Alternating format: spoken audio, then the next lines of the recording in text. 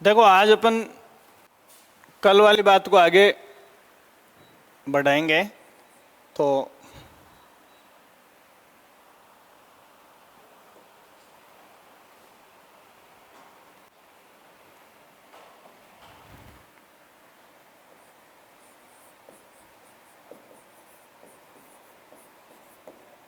कुछ पुरस्कारों की अपन बात करेंगे,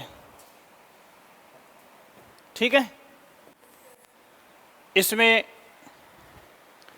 पहले आपको देखो, एक तो आता है इंदिरा प्रियदर्शनी अवार्ड आता है, एक आता है इंस्पायर अवार्ड, और एक इसमें आपसे पूछ लेते हैं कई बार, जैसे आपकी बेटी योजना, लैपटॉप योजना, इंदिरा प्रियदर्शनी पुरस्कार, गार्गी पुरस्कार, इस तरीके के सवाल आपसे पूछ लेते हैं। तो इनमें अंतर क्या है, ठीक है ना। तो पहले इनको मैं इंदिरा प्रियदर्शनी पुरस्कार की अपन बात करते हैं। तो इंदिरा प्रियदर्शनी पुरस्कार अपना जो इससे पहले मैं आपको बताऊं कि शिक्षा का जो ढांचा है ना, किसका, शिक्षा का गवर्नेंस जो होता है, इसको आप समझेंगे अवार्ड को याद करने से पहले। जैसे अभी मैं आपको इंदिरा प्रियदर्शनी पुरस्कार की बात कर रहा हूँ, तो ये सामान्य शिक्षा विभाग भी देता है और संस्कृत शिक्षा विभाग भी देता है। तो इनमें आपको कक्षा का डिफरेंस मिल सकता है कि कौन सी कक्षा में कितने प्रतिशत से उत्तीर्ण करने वाले छात्रों को दिया जाता है। तो यहाँ शिक्षा में एक तो होता है उच्च शिक्षा, क्या है, उच्च शिक्षा जिसमें कॉलेज एजुकेशन आती है। दूसरा होता है माध्यमिक शिक्षा, ठीक है। और तीसरा होता है प्राथमिक शिक्षा, ठीक है। और एक चौथा ऑप्शन आपको और ध्यान में रखना है, वो है संस्कृत शिक्षा। तो क्वेश्चन जब आपके सामने आए तो आप क्या ध्यान में रखोगे, इसमें महत्वपूर्ण बात यह है, ये वो कीवर्ड मैंने आपको बताए। सवाल में एक शब्द ऐसा होता है जो आपको उस सवाल के उत्तर का एड्रेस देगा। तो एड्रेस देने के लिए ऐसी चीज़ें कि सामान्य शिक्षा विभाग में इन बात करता है तो इन तीनों में से किसकी कर रहा है, संस्कृत शिक्षा विभाग में बात कर रहा है तो किसकी कर रहा है, समझ में आ गई बात। तो पहले आप इसमें लिखेंगे इंदिरा प्रियदर्शनी पुरस्कार,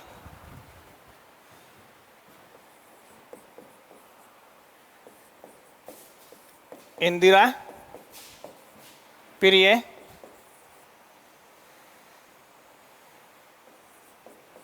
दर्शनी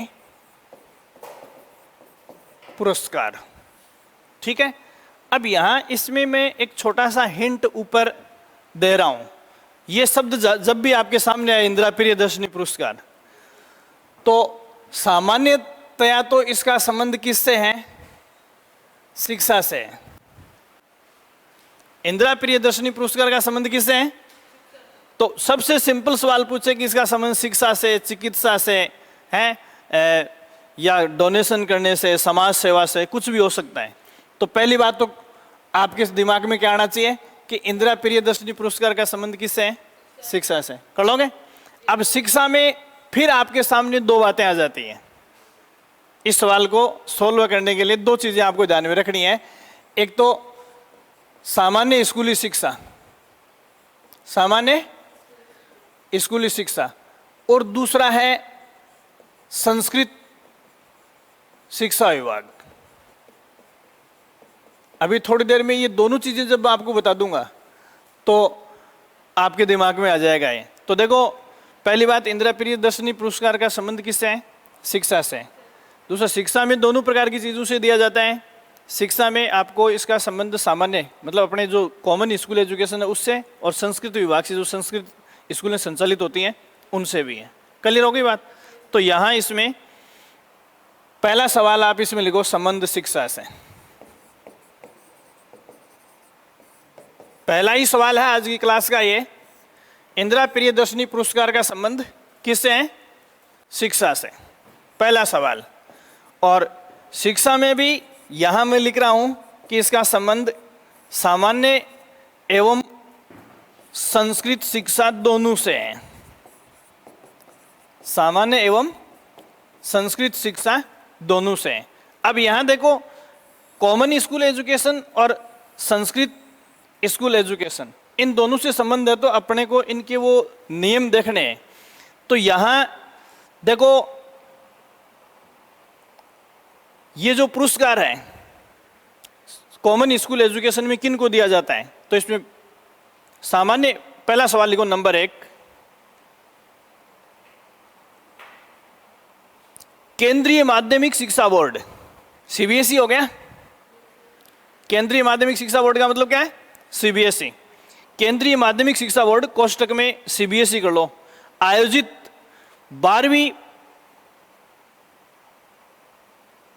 की परीक्षा में, 12वीं की परीक्षा में राज्य स्तर पर प्रथम स्थान प्राप्त करने वाली, प्रथम स्थान प्राप्त करने वाले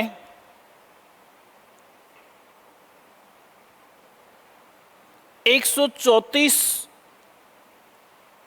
विवेकानंद मॉडल स्कूलों,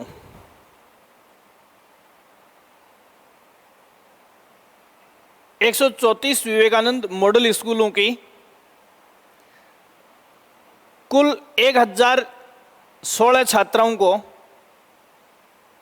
या सिर्फ इतना दे दो, संख्या हटा दो, चाहे छात्राओं को दिया जाता है, इतना ही कर लो, संख्या बर्डन हो जाएगी, पूछते भी नहीं है।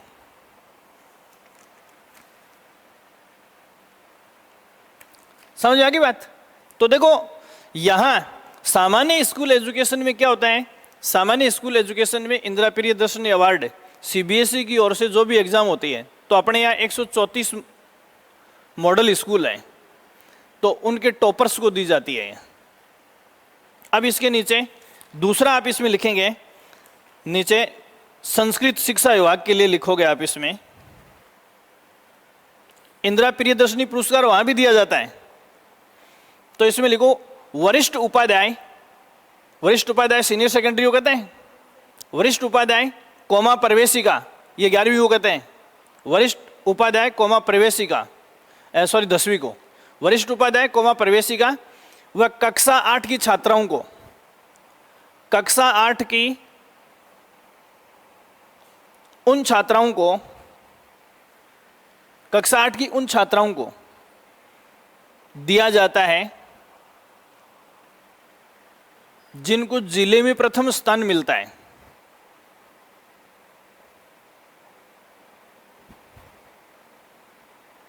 ठीक है?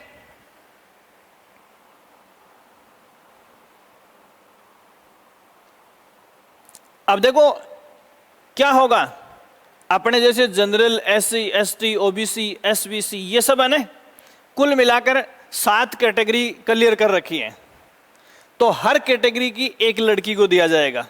जैसे जनरल की टॉपर जिले की लड़की, OBC topper, SC topper, ST topper है, ये लड़कियों के लिए ही। सामान्य शिक्षा में भी किसके लिए? लड़कियों के लिए। और संस्कृत शिक्षा में भी किसके लिए? लड़कियों के लिए। क्लियर हो गई बात? तो 7 संवर्ग बने हुए हैं, इसके अलावा एक कैटेगरी और जनरेट की है इसमें, और वो कैटेगरी है दिव्यांग। जो विकलांग कैटेगरी है उसको भी संस्कृत शिक्षा विभाग ने किस में डाला है? इंदिरा प्रियदर्शनी अवार्ड की कैटेगरी बनाया।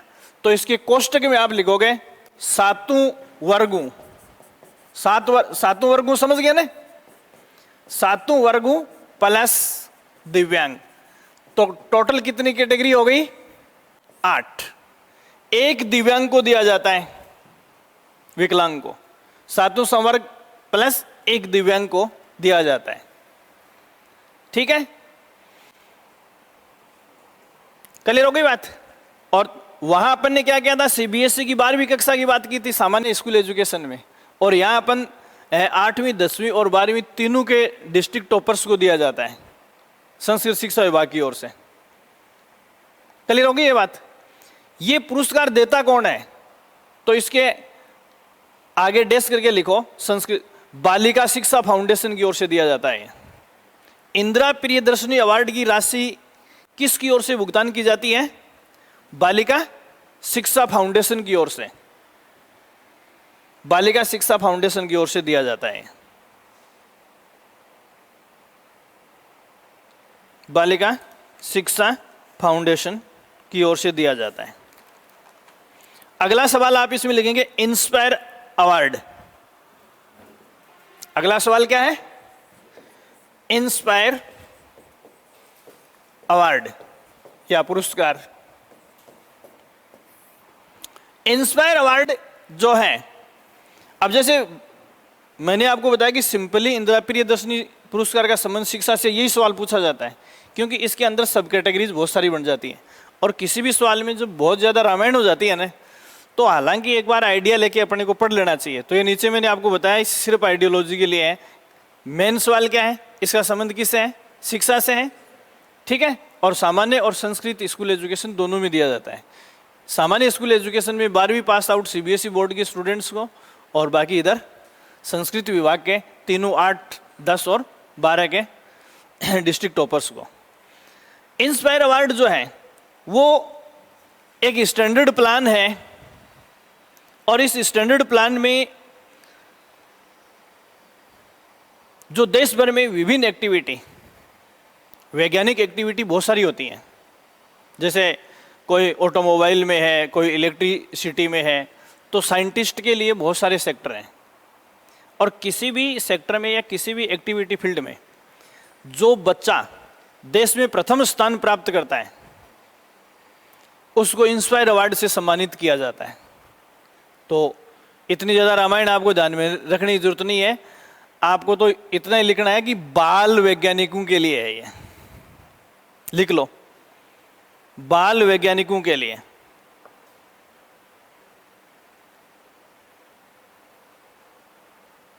बाल वैज्ञानिकों के लिए,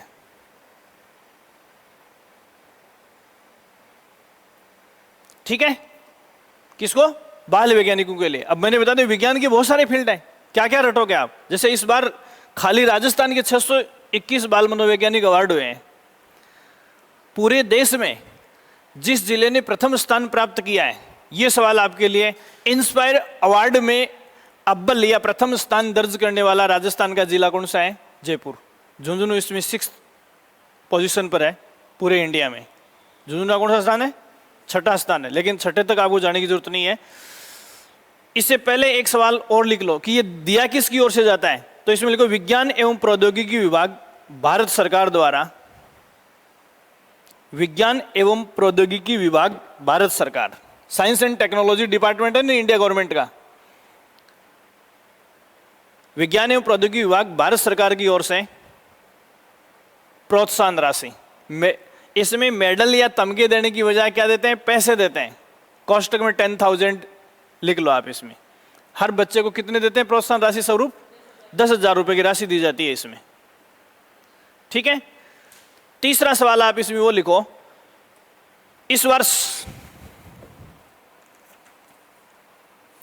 मतलब 21-22 का दिया गया, 22-23 का आगे दिया जाएगा, या 2021-22 लिख लो। 2021-22 में जयपुर देश में प्रथम रहा।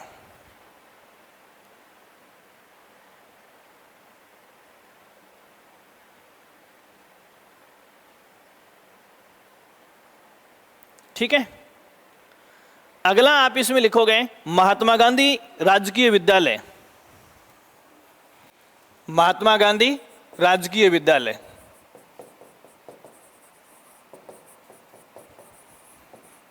महात्मा गांधी राजकीय विद्यालय। ये जो अपने यहाँ इंग्लिश मीडियम स्कूल है ना, सरकारी स्कूल, महात्मा गांधी राजकीय विद्यालय क्या है ये? देखो, पहली बात, इन स्कूलों की स्थापना का सत्र बहुत इंपॉर्टेंट है। गांधी जी कौन से साल जन्मे थे? एक सवाल आपको आज मैं बता दूं कि किन गतिविधियों से आएगा अगली परीक्षा में। जैसे मैंने कल ओलंपिक वाले की बात की थी। अगला सवाल, हम अभी आज़ादी का अमृत महोत्सव बना रहे हैं। आज़ादी का अमृत महोत्सव मना रहे हैं। इस आज़ादी के अमृत महोत्सव का एक्चुअल हीरो कौन है? महात्मा गांधी। देखो, पूरी दुनिया में गांधी की फिलॉसफी को आजमाया जा रहा है। ये अपने यहाँ ही कैंपेनिंग नहीं हो रही है गांधी की विचारधारा को लेकर। आज अमेरिका या यूरोप के बहुत सारे कंट्रीज ऐसे हैं जो गांधी की फिलॉसफी से बहुत कुछ सीख रहे हैं। तो 150वीं जयंती 1869 में 1869 में ये पैदा हुआ था और 2019 में इसकी कौन सी 150वीं जयंती मनाई थी। उस 150वीं जयंती पर भारत में सैकड़ों प्लान शुरू किए गए थे, समझ रहे हैं आप? तो उन सैकड़ों प्लान्स में से एक ये भी था इंग्लिश मीडियम स्कूल। जैसे कई बार अखबारों में आप पढ़ते हो कि गांधी जी अंग्रेजी माध्यम के स्कूलों के खिलाफ थे या पक्ष में थे? हैं? वो मातृभाषा में बच्चों की शिक्षा के पक्षधर थे, लेकिन अंग्रेजी में शिक्षा देने के विरोधी नहीं थे। समझे? जब इंटरनेशनल लेवल पर कम्युनिकेशन की बात आती है, विचारों के आदान प्रदान की बात आती है, तो हमें एक इंटरनेशनल लैंग्वेज की आवश्यकता पड़ती है। और अपने यहाँ मोस्ट कॉमन इंटरनेशनल लैंग्वेज क्या है? अंग्रेजी है।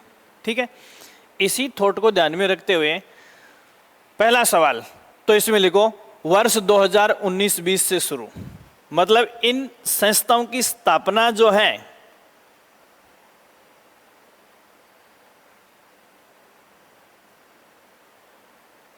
ठीक है।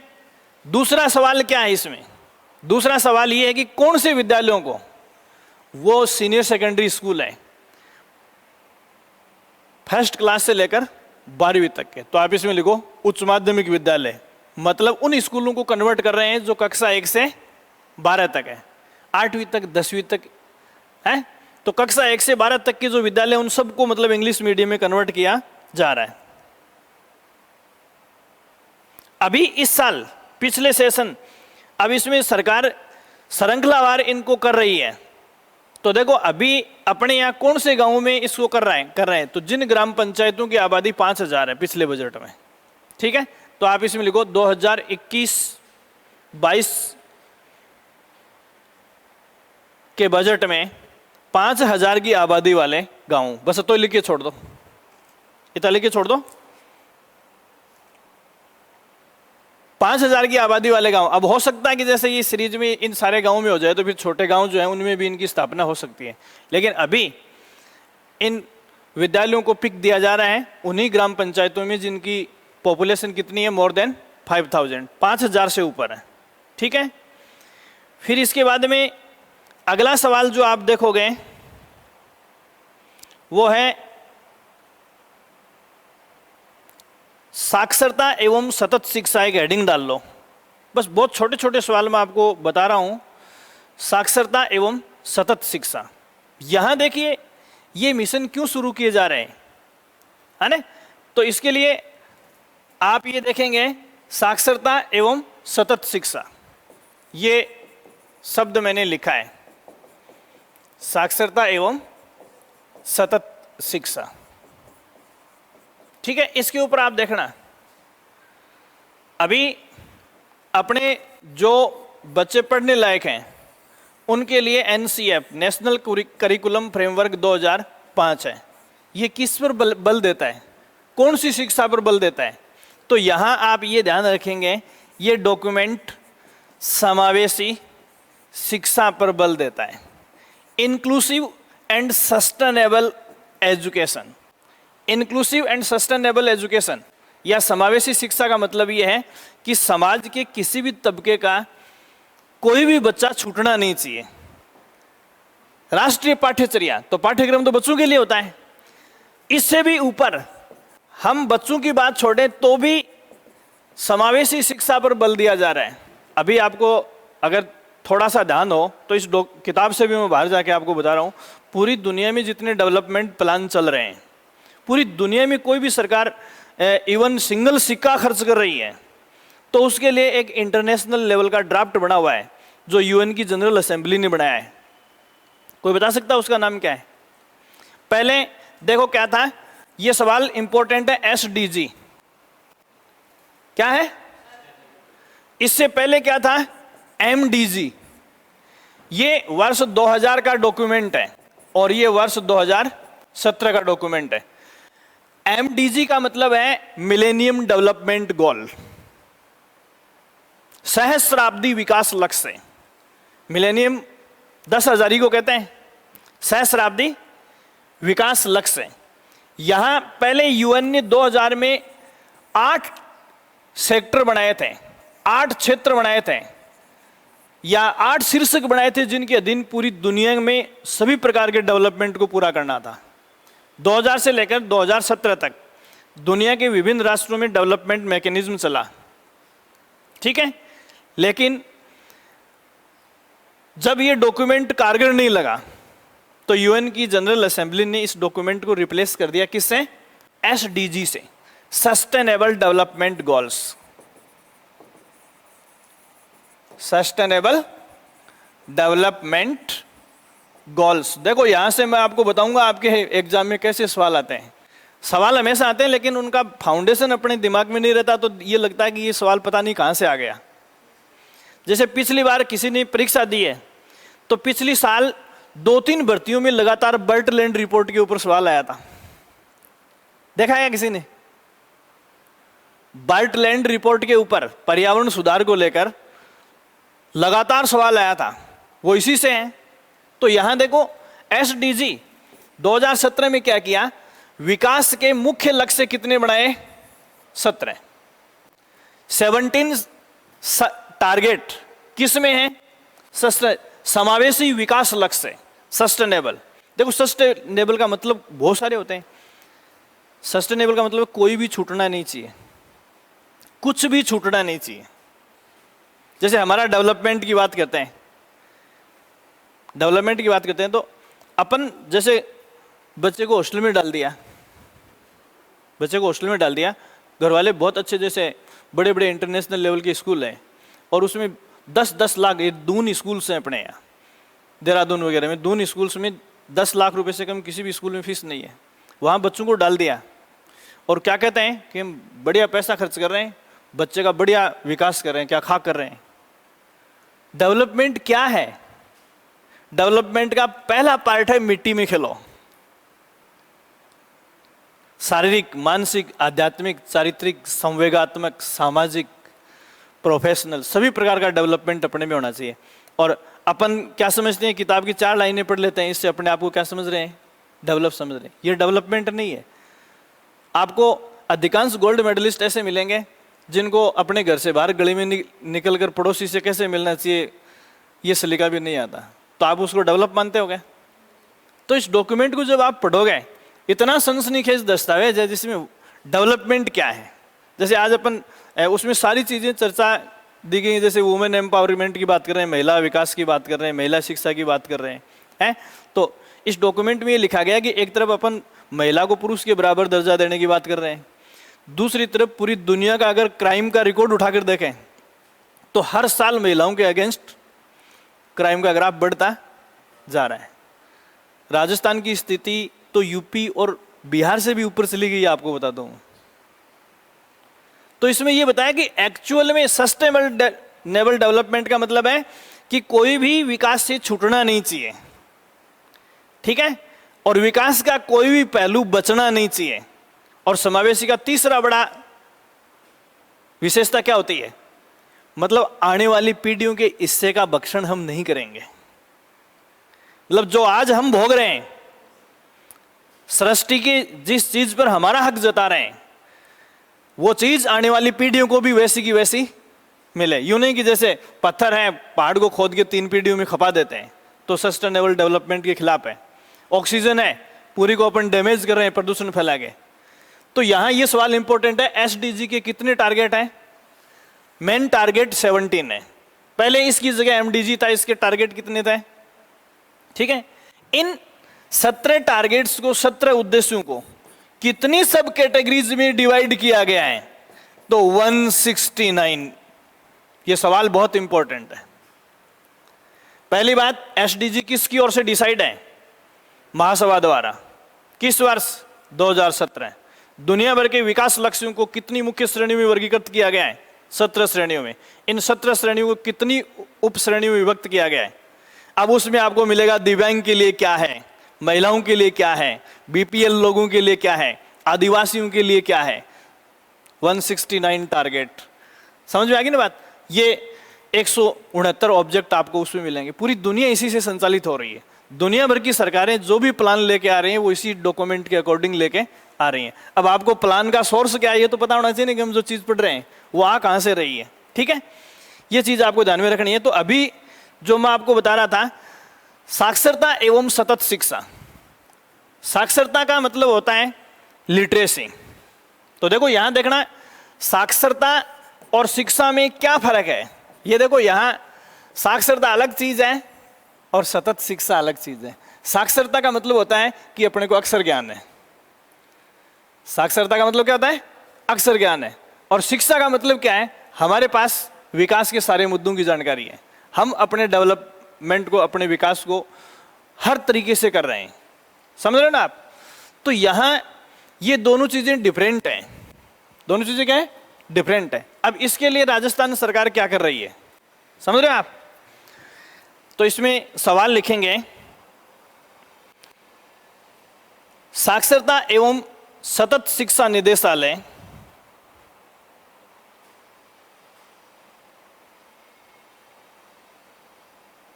साक्षरता एवं सतत शिक्षा निदेशालय 15 वर्ष एवं अधिक आयु के, बस यही सवाल है, 15 वर्ष एवं अधिक आयु के,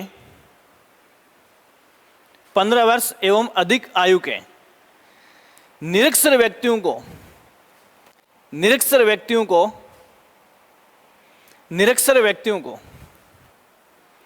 क्रियाशील साक्षरता प्रदान कर रहा है। क्रियाशील साक्षरता प्रदान कर रहा है। देखो इसमें स्टोन, माइल स्टोन वर्ड क्या है, क्रियाशील साक्षरता। क्रियाशील साक्षरता का मतलब क्या है, जैसे एक तो हम किसी चीज को किताब में पढ़ते हैं, है ना, किसी चीज को किताब में पढ़ते हैं, लेकिन हम उसको एग्जाम फाइट करने के लिए रट रहे हैं। क्रियाशील साक्षरता का मतलब है कि किताबी ज्ञान को हम फंक्शन में कैसे लाएं। किताब की कोई भी लाइन ऐसी नहीं होती है जो हमारी लाइफ में काम की नहीं होती है। जैसे हमने ये पढ़ा है, ये मैंने क्या बनाया, सर्कल बनाया है। इसकी परिधि को अपन क्या कहते हैं, 2πr। क्यों पढ़ाया जाता है हमें ये, हमारी लाइफ में क्या इसकी कोई उपयोगिता है और नॉट। इस परिधि के फॉर्मूले की जो क्रियाशील साक्षरता है वो अपने से ज्यादा अनपढ़ लोगों के पास है। हम 6ठी क्लास से ये कर रहे हैं कैलकुलेशन, 22/7 इत्यादि इत्यादि, मल्टीप्लाई, पता नहीं क्या क्या करते हैं, लेकिन इसकी वास्तविक जो उपयोगिता है, क्रियाशील साक्षरता है, वो अनपढ़ लोगों के पास है। जैसे अपने खेत में झोंपड़ा बनाते हैं और उसका पाल होता है कि नहीं होता है। अब पाल जमीन के ऊपर पड़ा है, उनको पता है कि भाई 4 फीट चौड़ा गेट रखना है, फिर उसकी खाई कैसे खोदेंगे, तो वो एक रस्सी लेके पहले उसको नापेंगे, फिर 4 बार फोल्ड करेंगे, फिर एक खूंटी में डाल के चारों तरफ घुमा के 4 फीट गेट प्लस जोड़ देते हैं, तो वो एक्यूरेट उसी खाई में आएगा। ये है 2πr की यूटिलिटी। अब बताओ, हम किताबों में पढ़ते हैं वो ज्यादा इंपॉर्टेंट है या जो अनपढ़ आदमी जिसको यूज कर रहे हैं वो ज्यादा इंपॉर्टेंट है। कहां थी पहले ज्योमेट्री, पहले की इमारतों में देखो ज्योमेट्री का कितना अच्छा इस्तेमाल है। आर्यभट्ट प्रथम इसको लेकर आया था, किसको, पाई को। पाई क्या है, पाई के प्रति क्रियाशील अपने पास साक्षरता तो है कि ये एक कांस्टेंट है, इसकी वैल्यू 22/7 या 3.14 होती है, बट इसकी क्रियाशील साक्षरता क्या है, कोई नहीं बता सकता। आर्यभट्ट का वो गेम देखो जो बारिश के बाद गिल्ली मिट्टी में खेल के उसने पाई को पैदा किया था। आर्यभट्ट पाई को कहां से लेके आया था, कोई बहुत बड़ा रिहर्सल नहीं है इसके पीछे उसका। एक दिन बारिश के बाद में वो खेल रहा था, ठीक है, उसके हाथ में एक रस्सी थी और एक छड़ी थी। उसने क्या किया, उस छड़ी को गाड़ दिया और गीली मिट्टी में रस्सी को पकड़ के पहले अंतिम छोर को पकड़ा, यूं सर्कल बनाया, फिर थोड़ा नजदीक से पकड़ा, यूं सर्कल बना दिया, यूं सर्कल बना दिया, तरह तरह के सर्कल बना दिए। फिर उसने क्या किया, उसी रस्सी से पहले इसकी बाहर वाली लाइन को, परिधि को नापा, फिर बीचों बीच जाने वाली लाइन को आप क्या कहते हो, व्यास, डायमीटर, इसको नाप लिया अंदर वाले के लिए। तो इसकी जो परिधि आई, उस परिधि में उसने किसका भाग दिया, व्यास का। फिर इसकी परिधि को नापा और इसके व्यास का भाग दिया, फिर इसकी परिधि को नापा, फिर इसके व्यास का भाग दिया, और उसको एक मैजिकल नंबर मिली। और वो मैजिकल नंबर क्या थी, 22/7 या 3.14। उसने ये बताया कि वर्त चाहे छोटा हो बड़ा हो, उसकी परिधि और उसके व्यास में एक कांस्टेंट रिलेशनशिप पाई जाती है। कितने ही बड़े वर्त की परिधि में उसके व्यास का भाग दो, हमेशा क्या मिलेगा।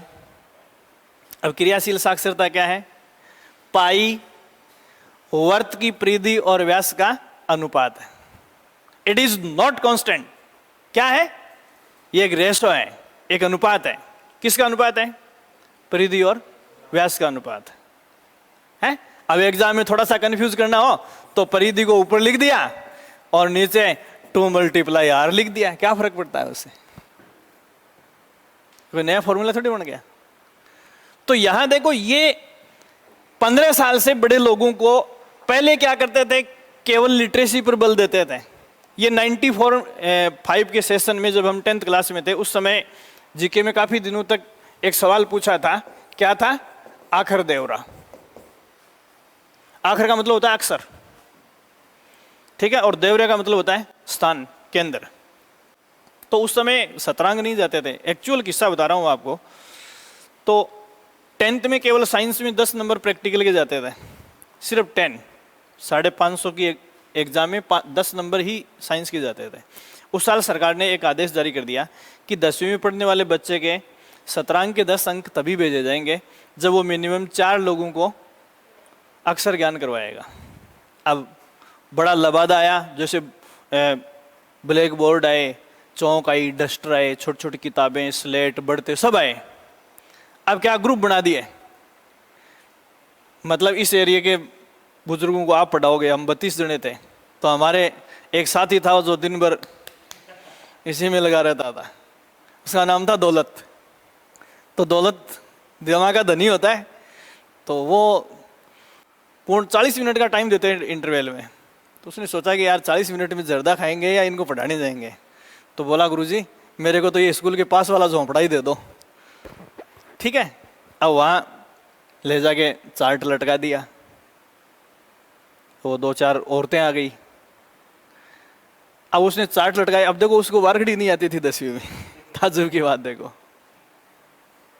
तो कै ख गए ये तो लिख देते हैं, फिर क्षेत्र के वहां जाके गड़बड़ हो जाती है।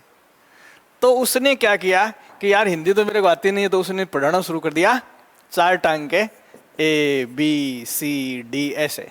तो उनमें से एक दादी ने, कोई वो भाई आंदोलन होता है तो लड़कों से कुछ सीख लेते हैं, तो उसने किसी लड़के से डोकरी नहीं सीखा था, कै फॉर कबूतर, ख फॉर खरगोश, ग फॉर गमला, ये जो अपन पढ़ते थे।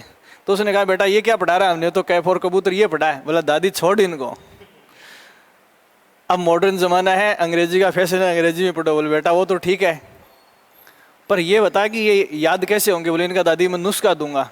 तो उसने नुस्खा देना शुरू कर दिया और उसने पढ़ाना शुरू कर दिया। A फॉर अनवर की बीबी, B फॉर बनवारी की बीबी, C फॉर छोटू की बीबी, ऐसे कुछ लेटर रटवा दिए हैं, कुछ लेटर रटवा दिए।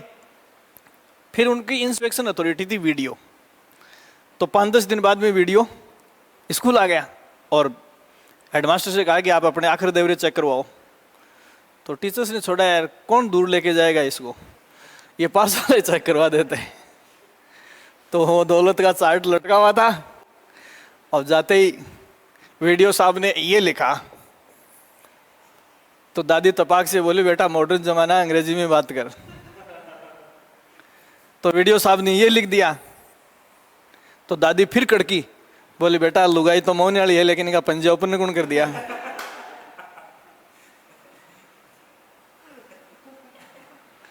दौलत की बारगड़ी पूरी नहीं हुई, तो यहां देखो मैं जो चीज बता रहा था वो क्या इंपॉर्टेंट है, फंक्शनल लिटरेसी। देखो फंक्शनल लिटरेसी का मतलब क्या है कि हम राष्ट्रीय एकता की जानकारी दें, हम परिवार कल्याण के जो तौर तरीके हैं उनकी जानकारी दें, लैंगिक समानता से संबंधित जानकारी दें, भावी विकास, हम व्यवसायिक कौशल या स्किलफुल कार्य कैसे अर्जित कर सकते हैं, अपने स्वास्थ्य की देखभाल कैसे करें, सामाजिक बुराइयों से कैसे लड़ें। समझ में आ गई ना बात? तो जिंदगी में जो चैलेंज अपने सामने आते हैं वो चैलेंज और समाज की जो बुराइयां हैं उनका अंत कैसे किया जाए, इसके लिए फंक्शनल लिटरेसी पर बल देता है यह निदेशालय। समझ में आ गई बात? तो कोष्टक में आप लिखो जीवन की वास्तविक, कोष्टक में लिख लो जीवन की वास्तविक चुनौतियों वह सामाजिक बुराइयों से निपटने की शिक्षा। यह है क्रियाशील साक्षरता, जीवन की वास्तविक चुनौतियों से निपटने या वास्तविक चुनौतियों एवं सामाजिक बुराइयों से निपटने की शिक्षा।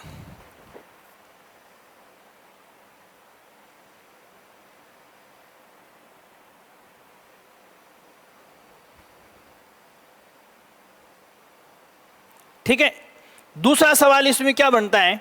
दूसरा सवाल यह बनता है कि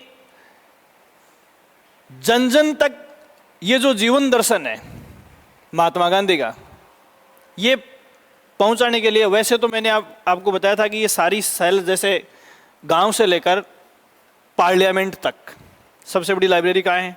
संसद, विधानसभा, इन सब में होती है। तो ग्राम पंचायत से लेकर पार्लियामेंट तक महात्मा गांधी का जो साहित्य है वो पहुंचाया गया।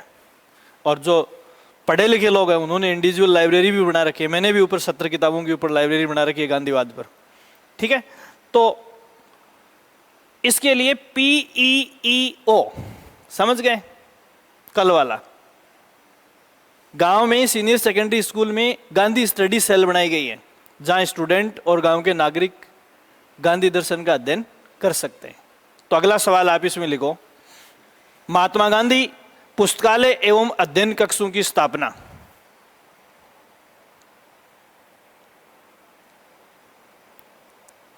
महात्मा गांधी पुस्तकालय एवं अध्ययन कक्षों की स्थापना।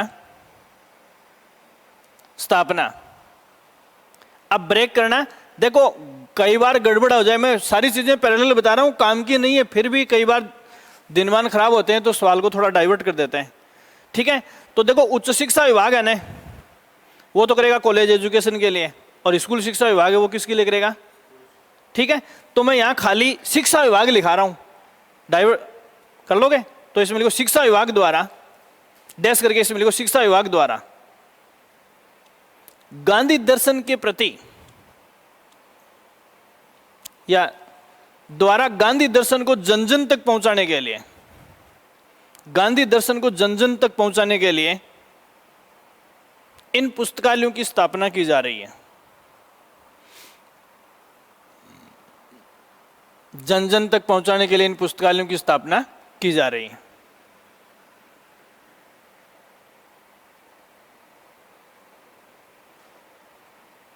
ठीक है, अब देखो ये सेल है ना, ग्राम स्तर पर चार्ज किसके पास होता है? सवाल ये इंपॉर्टेंट है। जैसे पटवारी दे दिया, ग्राम सेवक दे दिया, सरपंच दे दिया और PEEO दे दिया, तो शिक्षा विभाग को गोला काला कर लो।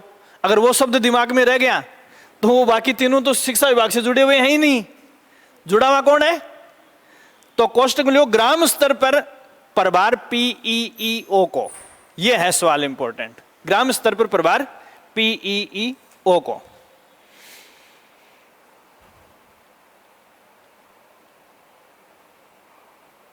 ठीक है, अगला सवाल आप इसमें लिखो महिला शिक्षण विहार।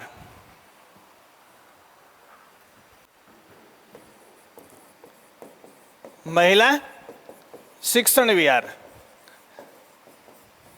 इसमें आपको क्या देखना है? इसमें आपको यह देखना है कि जो वनरेबल सेक्शन होता है, वनरेबल सेक्शन का मतलब होता है समाज की मुख्य धारा से कटा हुआ, जिसको अपन वंचित वर्ग बोल सकते हैं, या जो अपना डेवलपमेंट अपने हिसाब से ठीक से नहीं कर सकता। महिला की बात है तो उन वर्गों की महिलाओं के लिए है ये प्लान, पहली बात तो ये डेवलपमेंट कौन नहीं कर सकती? जैसे डाइवोर्सी है, तलाकशुदा है, विडो है, विधवा, ठीक है, या फिर आदिवासी महिलाएं हैं, या इसके अलावा भी जैसे कई समाज में प्रताड़ित महिलाएं भी होती हैं। तो जो वंचित वर्ग की महिलाएं हैं, ये सारी वंचित का मतलब क्या है? समाज की मुख्य धारा से कटी हुई जो औरतें हैं, उनके लिए 15 से 30 वर्ष की जो महिलाएं हैं, देखो एक चीज होता है कार्यशील जो जनसंख्या होती है, एक शब्द आता है कार्यशील जनसंख्या, बता सकता है कौन सी होती है? पॉपुलेशन पढ़ी है ना? जैसे दुनिया का किसी भी राष्ट्र में कार्यशील जनसंख्या का सबसे बड़ा प्रतिशत जो है भारत के पास है। भारत की 40% से ऊपर पॉपुलेशन जो है वो इफेक्टिव पॉपुलेशन मानी जाती है। कार्यशील का मतलब समझ गए ना आप, जो वर्किंग की कैपेसिटी रखता है।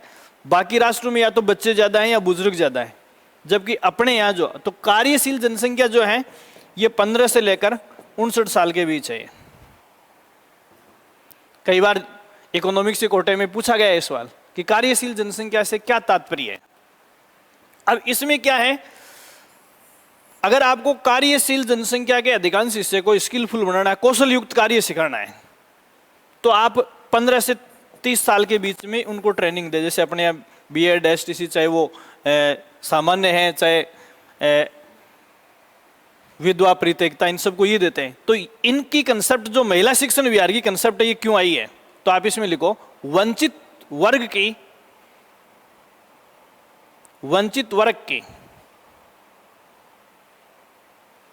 15 से 30 आयु वर्ग की 15 से 30 वर्ष आयु वर्ग की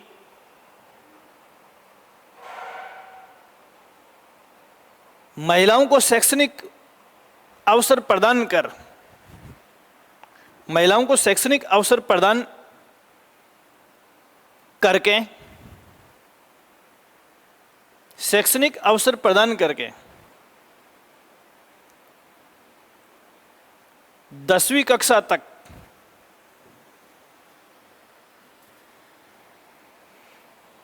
अध्ययन हेतु आवासीय विद्यालय, हाँ, अध्ययन हेतु आवासीय विद्यालय। देखो महिला शिक्षण विहार क्या है? विद्यालय को गोला कर दो। सबसे पहले ये शब्द दिमाग में आते ही आपके दिमाग में आना चाहिए कि क्या है ये? स्कूल्स हैं। वंचित तबके की, वंचित तबका मैंने आपको बता दिया, 15 से 30 आयु वर्ग की महिलाएं जो 10th पास नहीं है, उनको एक तरह से हॉस्टल फैसिलिटी के साथ स्कूल से है और इनमें इनको 10th तक की एजुकेशन करवाई जाती है। अगला सवाल आप इसमें लिखेंगे पढ़ना लिखना अभियान। पढ़ना लिखना अभियान।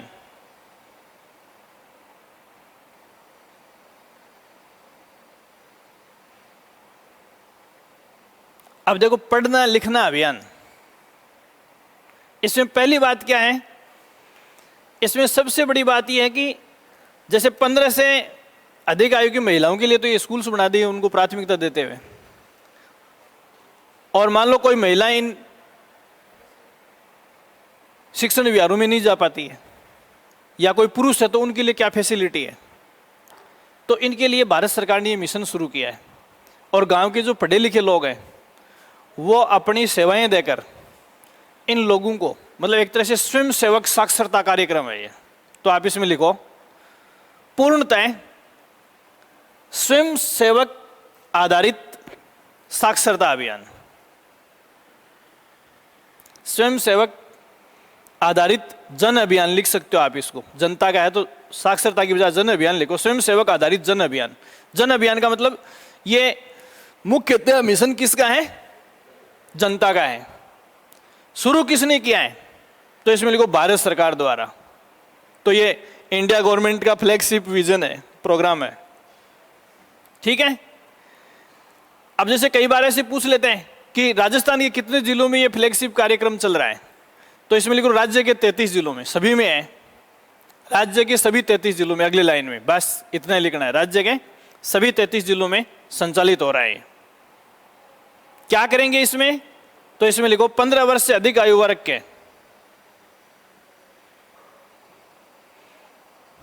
15 वर्ष से अधिक आयु वर्ग के, 15 वर्ष से अधिक आयु वर्ग के व्यक्तियों को साक्षर करना, व्यक्तियों को साक्षर करना।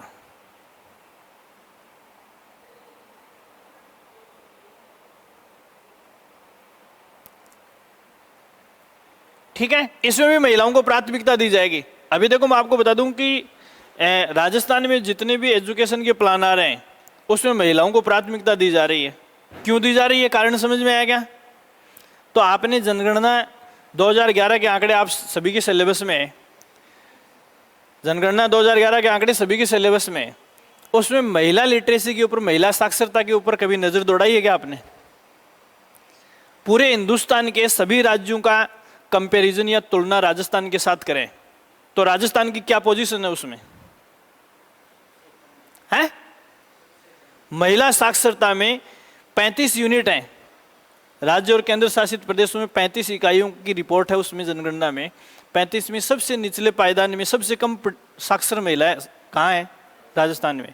इसलिए मतलब अपनी स्थिति बिहार से भी, बिहार, झारखंड, इनसे भी निचले दर्जे के या हिंदुस्तान के किसी भी स्टेट से नीचे अपनी स्थिति है। इसलिए सारे साक्षरता और शिक्षा के से संबंधित जितने प्रोजेक्ट, कल मैंने आपको बताया कि लड़कियों के लिए फ्री ऑफ कॉस्ट, अभी फॉरेन जाने के लिए भी सरकार ने बहुत सारी पॉलिसी फ्री ऑफ कॉस्ट शुरू की है।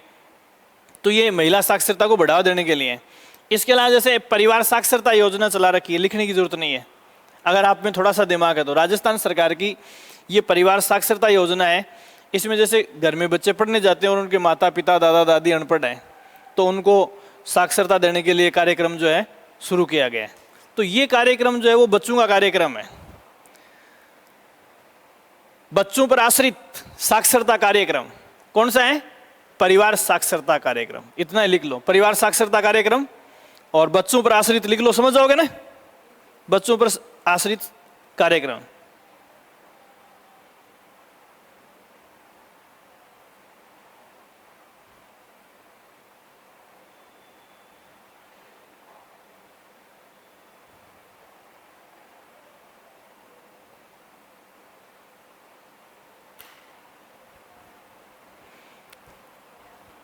ठीक है, एक आप इसमें लिखोगे, राज्य में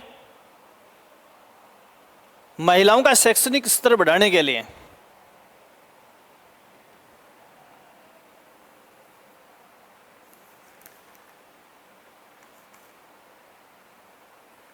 राज्य में महिलाओं का शैक्षणिक स्तर बढ़ाने के लिए संकल्प इंडिया फाउंडेशन, यह नाम ध्यान में रखना है, संकल्प इंडिया फाउंडेशन कार्य कर रहा है। यह संस्था काम कर रही है, फाउंडेशन कार्य कर रहा है। ठीक है, अब यहां एक सवाल तो ये हो गया कि ये जितने भी एजुकेशन के प्लान है इसमें इस फाउंडेशन का बहुत बड़ा योगदान है। ठीक है, दूसरी बड़ी बात इसमें आपको ध्यान में रखने में जो दो महत्वपूर्ण सवाल बताना चाहता हूं। एक तो फागी कहां पड़ता है? जयपुर में, और दूसरा डिस्ट्रिक्ट हेडक्वार्टर 12। इन दो में शतरंज बोर्ड खेल शुरू किए हैं। तो आप इसमें लिखो, इस संस्था ने या इस संस्था के सहयोग से जयपुर के फागी में, जयपुर के फागी में तथा 12 में शतरंज बोर्ड खेल सुविधाएं शुरू की गई हैं। शतरंज बोर्ड खेल सुविधाएं शुरू की गई हैं।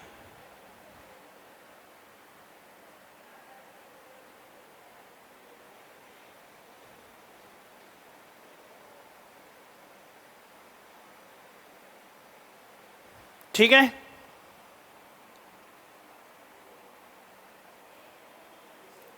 एक सवाल साक्षरता में इंपॉर्टेंट बनता है, राजस्थान का ऐसा कौन सा विश्वविद्यालय है जो अभी अशिक्षित लोगों को साक्षर बनाने के लिए अपना योगदान दे रहा है? बता सकता आप में से कोई? एक यूनिवर्सिटी जुड़ी हुई है साक्षरता को बढ़ाने के लिए, लिख लो नाम। स्वामी केशवानंद राजस्थान कृषि विश्वविद्यालय बीकानेर। स्वामी केशवानंद राजस्थान कृषि विश्वविद्यालय बीकानेर।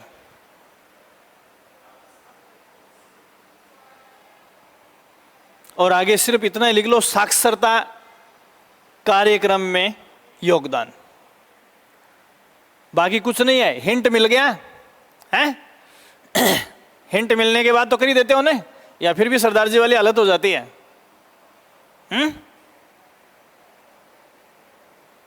सरदार जी वाली हालत कैसे हो जाती है? एक बार कोई एक इंटरव्यू बोर्ड ने सरदार से, इंटरव्यू चल रहा था, सवाल पूछा, एक टोकरी रखी, उसके ऊपर ढक्कन लगा हुआ था, साइड से जालीदार थी। तो सरदार से पूछा कि सरदार जी यदि आप ये बता दो कि इस टोकरी में क्या है, इस टोकरी में क्या है? तो इसमें रखे अंडे तेरे।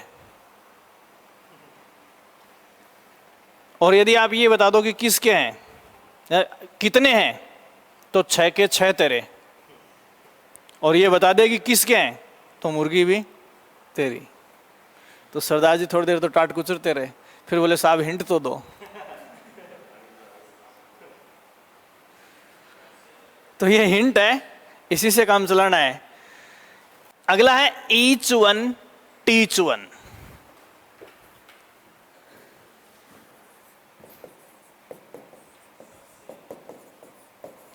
Each one teach one.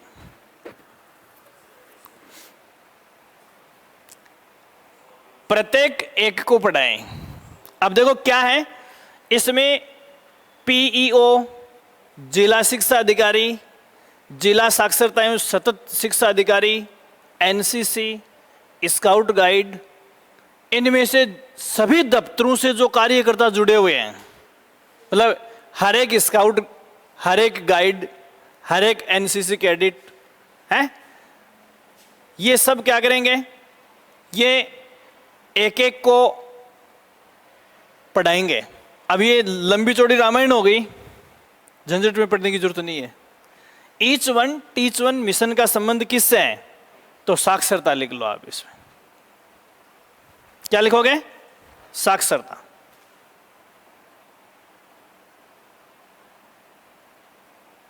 इसका संबंध किससे है, साक्षरता से।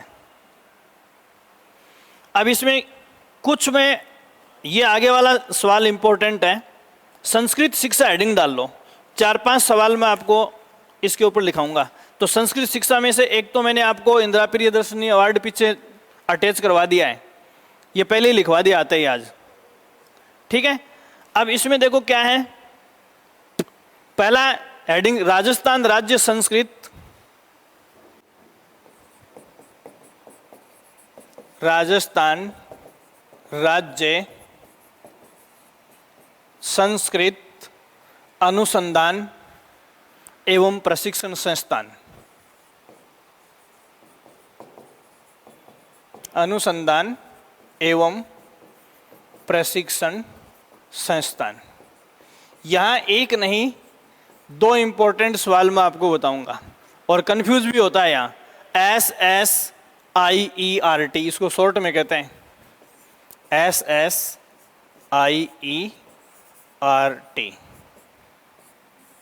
ठीक है। अब देखो जो कंफ्यूज वाली बात है, इसके साथ जो चीज आपको ध्यान में रखनी है वो क्या है, ये देखो, ये एक एस हटा दो इसका, SIERT,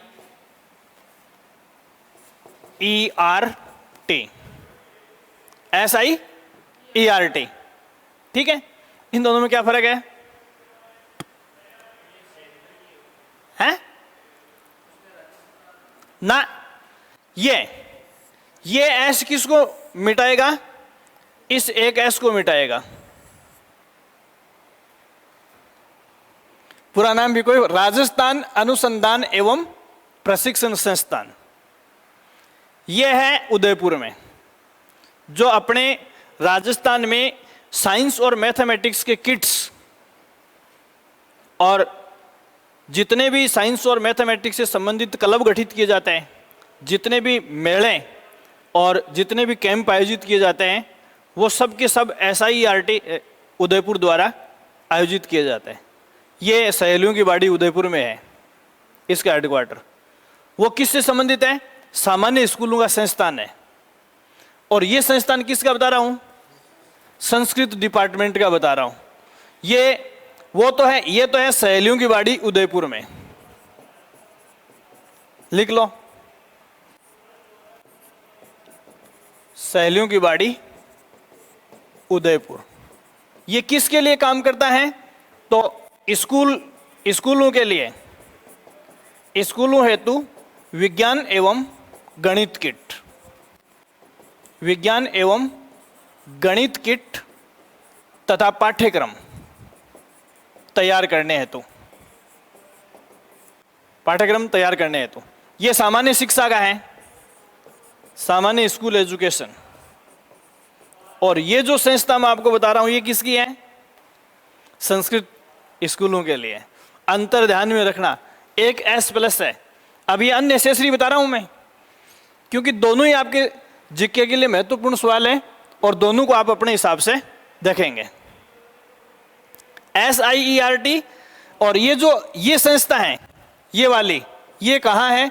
ये है महापुरा जयपुर।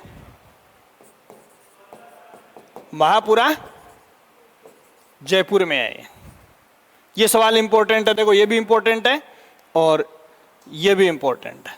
महापुरा जयपुर में है, ठीक है। ये क्या काम करती है ये संस्था? अभी इसके कार्य लिख लो, SSIERT के कार्य। अब नीचे ये तो अब कंफ्यूज वाली बात है, ये मैंने अलग कर दिया है ना। SSIERT के कार्य। तो पहली बात तो आपके दिमाग में बैठ गई होगी कि ये संस्कृत डिपार्टमेंट के स्कूलों के लिए ही काम करेगा।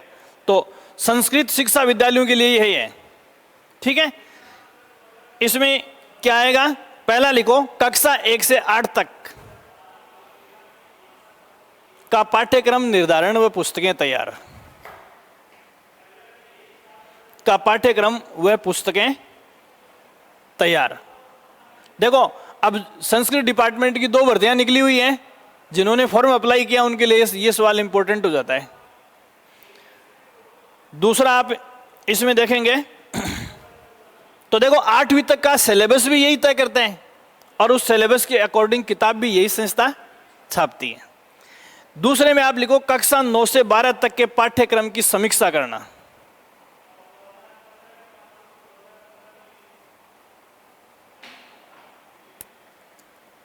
कक्षा 9 से 12 तक के पाठ्यक्रम की समीक्षा करना तथा पुस्तक निर्माण में सहयोग देना। छापता नहीं है, सिर्फ असिस्टेंस करता है, सहयोग देता है। समीक्षा करना तथा पाठ्य पुस्तकों में सहयोग करना, ठीक है। अब देखो, सेम पैरेलल कार्य चलेंगे।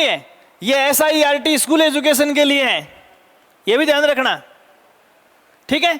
दूसरा, इसमें जैसे अभी अपने BEd और STC के, तो आप लोगों के जैसे साइकोलॉजी में इतने ज़्यादा सवाल गलत क्यों होते हैं? होते हैं ना? क्यों होते हैं? क्योंकि पहली बात तो ये कि पिछले 6-7 दशक से ट्रेनिंग दे रहे हैं, BEd वगैरह करवा रहे हैं, लेकिन अभी तक सरकार की ओर से कोई ऑथेंटिक कोर्स नहीं है अपने पास, किताब है ही नहीं। अगर सरकार किसी किताब को पब्लिश कर देती है, जैसे अपने स्कूलों में चलाती है, तो फिर पेपर सेटर उस उत्तर से बाउंड हो जाता है। ये सारे प्राइवेट पब्लिशर्स ने, राइटर्स ने अपनी किताबें लिख रखी हैं, हर ने अपनी अपनी मर्जी से लिख रखी है। पहली बार अपने शिक्षकों की ट्रेनिंग के लिए जो किताब तैयार की है साइकोलॉजी की या BSTC की, किसने की है? SIERT की। तो अगर आपको ऑथेंटिक किताब पढ़नी है टीचर्स की ट्रेनिंग में, या जो साइकोलॉजी मेथोडोलॉजी आती है उसमें, SIERT ने जो BEd के लिए नहीं छापा है, खाली किसके लिए? STC के लिए। तो STC में जिस किट को प्रकाशित किया है उस किट को आप पढ़ें, ठीक है। ये चीज आपको ध्यान में रखनी है। तो देखो, द्विवर्षीय ट्रेनिंग या प्रशिक्षण कार्यक्रम जैसे STC और BEd है, तो BEd के लिए तो है नहीं, और STC के लिए ऑथेंटिक बुक्स किसने छापी हैं? SIRT ने। ऐसे संस्कृत डिपार्टमेंट भी क्या करवाता है, अलग से PTT की तरह टेस्ट करवाता है और द्विवर्षीय प्रशिक्षण कार्यक्रम चलाता है। वो जो संस्कृत से अपन क्या करते हैं, शिक्षा शास्त्री बोलते हैं उसको, अपने वाली को अपन क्या बोलते हैं, B.Ed। BA की तरह संस्कृत में शास्त्री होता है, B.Ed की तरह शिक्षा शास्त्री होता है। तो ये द्विवर्षीय पाठ्यक्रम जो है वो ये संस्था तैयार करती है प्रशिक्षण। तो इसमें लिखो द्विवर्षीय प्रशिक्षण कार्यक्रमों का पाठ्यक्रम तैयार करना।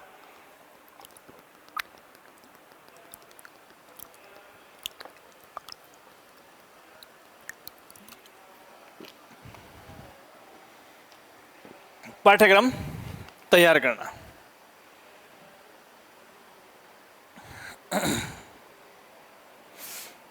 बाकी कोई प्रचार प्रसार, संस्कृत को बढ़ावा देना और वो सारे कार्य हैं ही। अब देखो उधर अपन ने इंदिरा प्रियदर्शनी अवार्ड पढ़ा दोनों में, संस्कृत और सामान्य स्कूल एजुकेशन में। यहां मैं आपको बता रहा हूं गार्गी पुरस्कार लिखो, अगला हेडिंग गार्गी पुरस्कार।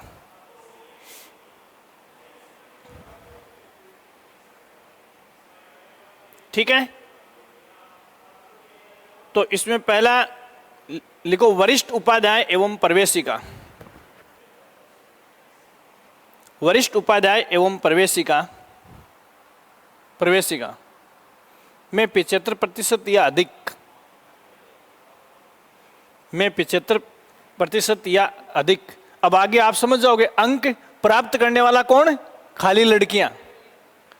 गार्गी पुरस्कार छात्राओं के लिए है तो गोले में छात्रा लिख दो सिर्फ, ठीक है। और दूसरा ये देता कौन है, तो इसमें लिखो बालिका शिक्षा फाउंडेशन जयपुर द्वारा, बालिका शिक्षा फाउंडेशन जयपुर द्वारा। ये संस्कृत डिपार्टमेंट स्कूलों के लिए है। उधर अपन ने उसमें सामान्य और संस्कृत दोनों में पढ़ा इंदिरा प्रियदर्शनी में।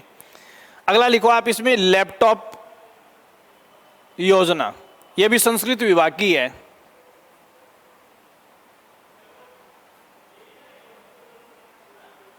ठीक है, इसमें लिखो 8वीं कौमा प्रवेशिका मतलब 10वीं, 8वीं प्रवेशिका व वरिष्ठ उपाध्याय में, वरिष्ठ उपाध्याय में 70% से अधिक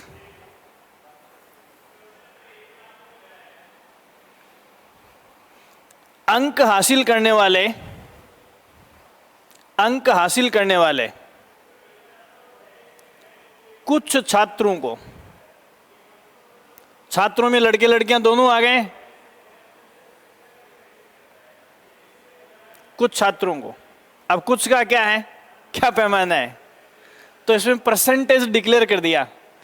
जैसे प्रवेशिका और वरिष्ठ उपाध्याय में जो लड़के क्लास वाइज 70% से ऊपर जाते हैं, उन सभी लड़कों का 2-2% निकाल लेते हैं। समझ गए आप। जैसे वरिष्ठ उपाध्याय 12वीं है, 12वीं में संस्कृत एजुकेशन में जिन लड़कों ने 70% से ऊपर, मान लो 100 लड़कों ने लिए, तो उनमें से टॉप 2 को छांट लेंगे। 200 ने लिए तो टॉप 4 को छांट लेंगे। और 8वीं में 70% क्रॉस करने वालों का 1%। तो लिख लो आप, प्रवेशिका के नीचे 2% लिख दो, वरिष्ठ उपाध्याय के नीचे 2% लिख दो, और 8वीं के नीचे 1% लिख दो। सभी बच्चों को नहीं दिया जाता है, समझ गए ना। 70% क्रॉस करने वालों का 2-2% प्रवेशिका और वरिष्ठ उपाध्याय में, और 1% 8वीं में। फिर आगे लिखो आपकी बेटी योजना। यह भी संस्कृत डिपार्टमेंट की है, अपने सामान्य स्कूलों में नहीं है ये। इसमें क्या होता है, पहली बात तो 8वीं से 12वीं तक की BPL छात्राओं को लिख लो आप इसमें, सॉरी पहली से 12वीं तक की, मतलब 2 स्लॉट हैं इसमें, 1 से 8 और 9 से 12। कक्षा 1 से 12 तक की BPL छात्राओं को जिनके माता पिता या इनमें से किसी एक की मृत्यु हो गई हो, या इनमें से किसी एक की मृत्यु हो गई हो। ये काफी चर्चित प्लान है सरकार का। देखो, संस्कृत स्कूलों में पढ़ती हो लड़की, पहली बात, ठीक है, और बीपीएल कैटेगरी की है, और खाली बीपीएल में होने से नहीं मिलेगा लाभ। या तो माता पिता दोनों की डेथ हो चुकी है, या माता या पिता में से एक की डेथ हो चुकी है। समझ गए आप? परसेंटेज वगैरह इसकी नहीं है। तो देखो, 1 से 8 तक की जो लड़कियां हैं उनको तो स्कॉलरशिप मिलती है 21,000 रुपये, और 9वीं से 12वीं तक की उनको कितनी मिलती है? 25,000 रुपये। तो इसमें कोष्टक में लिख लो, 1 से 8 तक के लिए 21,000 और 9 से 12 तक के लिए 25,000।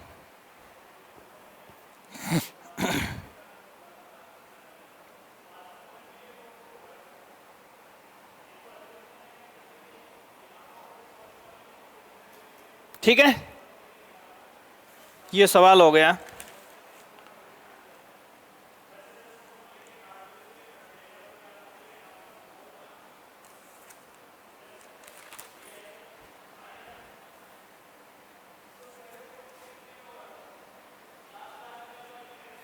एक लिखो आप इसमें सोटो, SOTTO।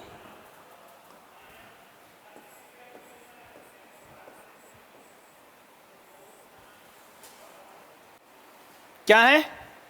सोटो। इसको शॉर्ट में भी लिख सकते हैं ऐसे।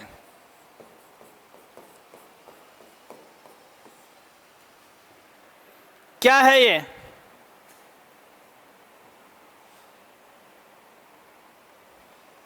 इसमें लिखो, इसका पूरा नाम है राज्य मानव अंग एवं, ज्यादा लिखने की जरूरत नहीं, राज्य मानव अंग एवं उत्तक प्रत्यारोपण ऑर्गेनाइजेशन। मानव अंग, राज्य मानव अंग, राज्य मानव अंग एवं उत्तक प्रत्यारोपण ऑर्गेनाइजेशन, ठीक है। State human organ tissue transplant organisation, ठीक है। आपको कुछ भी ध्यान में रखने की जरूरत नहीं, इसका मोटो आपकी समझ में आ गया होगा। जैसे किसी व्यक्ति का लीवर फेल हो गया, लीवर ट्रांसप्लांट करना है, हार्ट ट्रांसप्लांट करना है, फेफड़ा ट्रांसप्लांट करना है, तो अंगों का जो ट्रांसप्लांट करना है, इसके लिए एक ऑर्गेनाइजेशन की स्थापना की गई है। तो इसके आगे डैश करके लिख लो, SMS medical college Jaipur. College का नाम भी नहीं देते हैं, बस शहर लिखेंगे इसमें कि इस ऑर्गेनाइजेशन की स्थापना कहाँ की गई है। तो ये SMS मेडिकल कॉलेज जयपुर में इसकी स्थापना की गई है।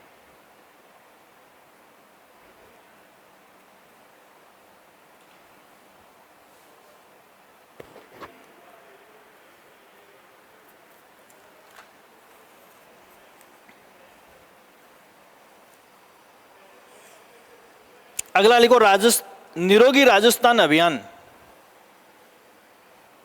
निरोगी राजस्थान अभियान,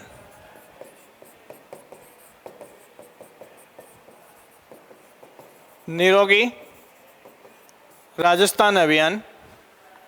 निरोगी राजस्थान अभियान क्या है ये?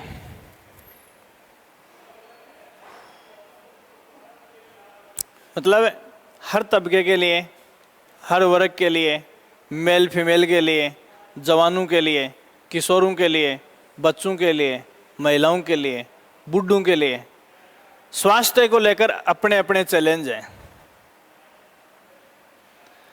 और इन सब चुनौतियों का सामना करने के लिए ये मिशन राजस्थान सरकार ने शुरू किया है।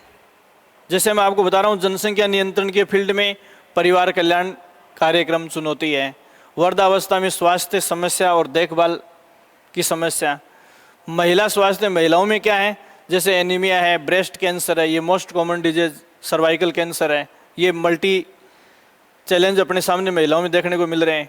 मौसमी बीमारियां जैसे वायरल है। इसके अलावा किशोरावस्था में क्या होता है, किशोरावस्था में लड़कियों में एनीमिया की स्थिति है, कुपोषण है, मोटापा है, मेंस्ट्रुअल साइकिल में डिस्टर्बेंस है, ये सब चीज़ें अपने लिए चुनौतियां हैं। या फिर टीकाकरण अभियान है, आपने मिशन इंद्रधनुष का नाम सुना होगा। मिशन इंद्रधनुष में सरकार जितनी वैक्सीनेशन करती है ना, चाहे वो किसका टीबी का लगाए, चाहे हेपेटाइटिस का लगाए, चाहे टिटनेस का लगाए, मतलब गर्भधारण से लेकर बच्चों को जितने टाइप के टीके लगाए जाते हैं उन सबको सरकार ने किस में डाल दिया है, मिशन इंद्रधनुष में डाल दिया है। या फिर जैसे खाद्यान्नों में मिलावट की वजह से अपनी बीमारियां बढ़ रही है, इसके अलावा प्रदूषण की वजह से हमारे अंदर बीमारियां बढ़ रही है। तो हेल्थ को लेकर जितने प्रकार के नेगेटिव इश्यू हमारे सामने क्रिएट हो रहे हैं, उन सब का सामना करने के लिए या उन सभी समस्याओं की रोकथाम करने के लिए सभी नागरिकों को फैसिलिटी प्रदान करने हेतु इस मिशन की राजस्थान सरकार ने शुरुआत की है। तो ये रामायण जो मैंने गाई है ना, ये तो ऑप्शन में इतनी आ नहीं सकती, उसमें तो लिमिटेड 4 ऑप्शन ही तो रहेंगे, तो ये अब आपके कोई काम के नहीं है। आपसे ये मिशन पे सवाल पूछ सकते हैं कि नागरिकों की स्वास्थ्य समस्याओं का अभियान है ये, या दूसरी इसकी डेट पूछ सकते हैं, बस 2 ही वर्ड। तो आप इसमें लिखो 18 दिसंबर 2019 से शुभारंभ। 18 दिसंबर 2019 से शुभारंभ। दूसरा उद्देश्य क्या है, राजस्थान के समस्त नागरिकों, इसका मतलब राजस्थान सरकार का है, राजस्थान के समस्त नागरिकों की राजस्थान के समस्त नागरिकों की स्वास्थ्य समस्याओं और उनके निराकरण हेतु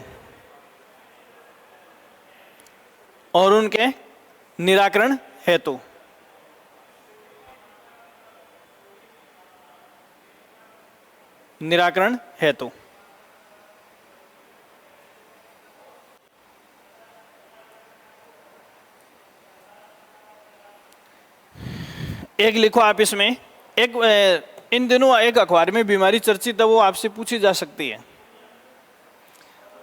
मतलब ग्लोबली दुनिया भर में एक महामारी को हम विदाई दे रहे थे, समझ रहे हो आप।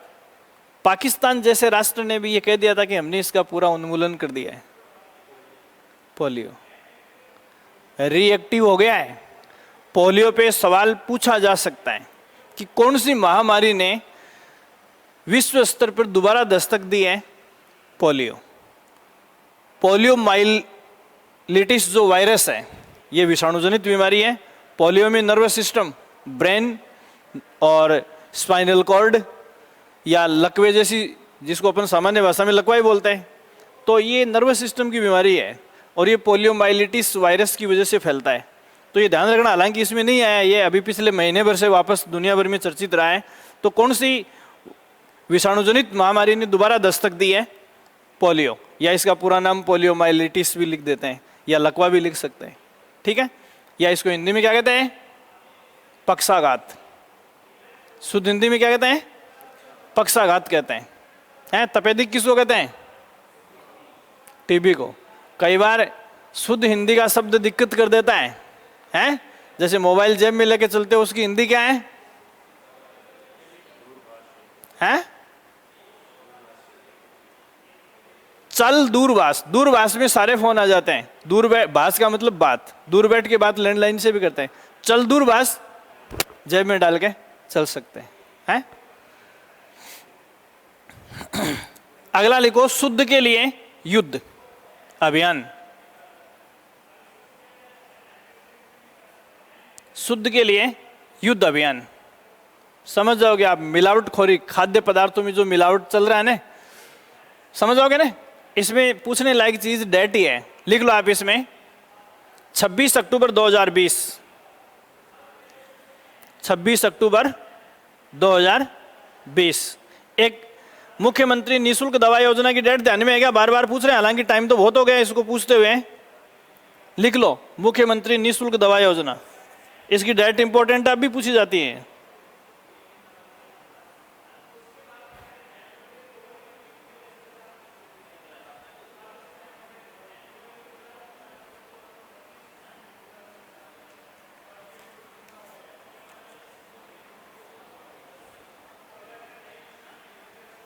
हेलो, हाँ ठीक है, बता दीजिए थे निकलो भी टाइम। ठीक ठीक।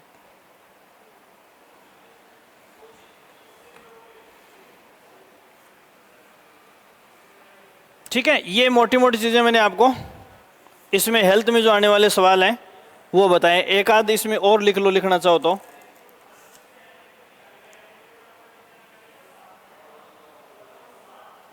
एक जो ये है ना, थोड़ा सा मैं आगे आपको बताऊंगा कि योग दिवस की थीम है ना, ये पूछ सकते हैं। तो कुछ फेस्टिवल अपने ऐसे होते हैं जिनकी थीम बहुत ही इंपॉर्टेंट होती है, तो यहाँ मैं आपको नोट नहीं करवाऊंगा क्योंकि थीम जो है मोटे मिशन है उनकी मैं एक साथ ही करवाऊंगा। एक इसमें राष्ट्रीय आयुष मिशन देखो क्या है, 2 अक्टूबर 2011। बार बार पूछते हैं इस डेट को, इसलिए मैं आपको बता रहा हूं ये।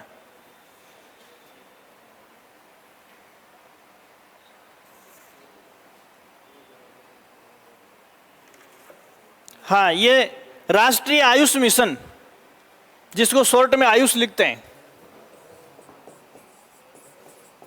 राष्ट्रीय आयुष मिशन, शॉर्ट में क्या लिखा होता है, आयुष।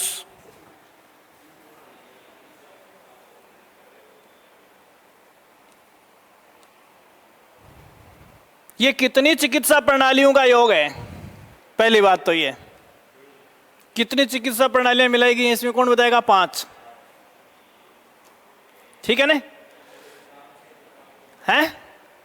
इसके लिए भारत सरकार में अलग मंत्रालय बनाया गया है, तो संचालन जैसे दे दिया कि चिकित्सा मंत्रालय करता है, आयुष मंत्रालय करता है, तो नया मंत्रालय ही बना दिया है। एक मंत्रालय पिछले साल और चेंज हुआ, आपको पता है क्या, शिक्षा। बहुत इंपॉर्टेंट सवाल है, शिक्षा को भारत सरकार कहां गवर्नेंस दे रही है। पिछले साल से पहले एमएचआरडी के अंडर था, अब सेंटर में वापस। इससे पहले 1964 से लेकर 85 तक भारत सरकार में शिक्षा मंत्रालय था। 1964 से पहले शिक्षा मंत्रालय साइंस एंड टेक्नोलॉजी के साथ था। साइंस एंड टेक्नोलॉजी के साथ ही क्या था, शिक्षा था। 64 से 86 तक शिक्षा विभाग अलग रहा। 85 से लेकर 2020 तक ये एमएचआरडी मानव संसाधन एवं विकास मंत्रालय के अधीन रहा, और अब वापस इसको एक स्वायत्त या स्वतंत्र मंत्रालय का रूप दे दिया गया। ये सवाल ध्यान में रखना आप, क्योंकि मैनेजमेंट, स्कूल मैनेजमेंट वगैरह आप सबके सिलेबस में है। तो इसमें पहला लिखो, देखो आयुष पद्धति क्या है, तो आप इसमें लिखो आयुर्वेद। वो 5 चीजें कौन सी, आयुर्वेद, होम्योपैथी,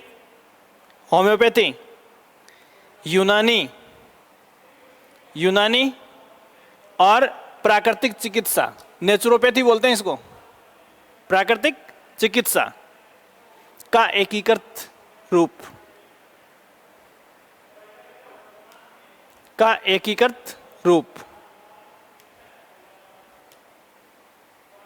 ठीक है। दूसरा इसमें लिखो संचालन भारत सरकार के आयुष मंत्रालय द्वारा। संचालन भारत सरकार के आयुष मंत्रालय द्वारा, भारत सरकार के आयुष मंत्रालय द्वारा।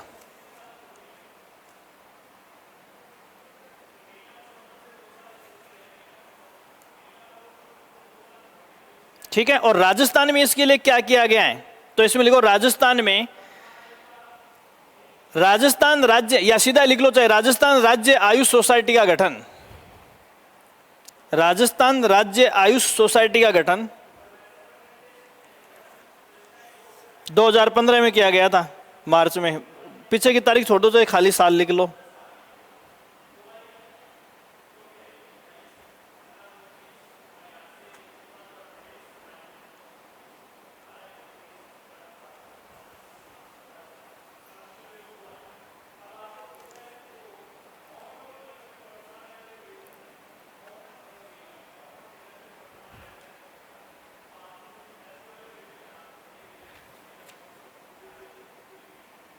ठीक है।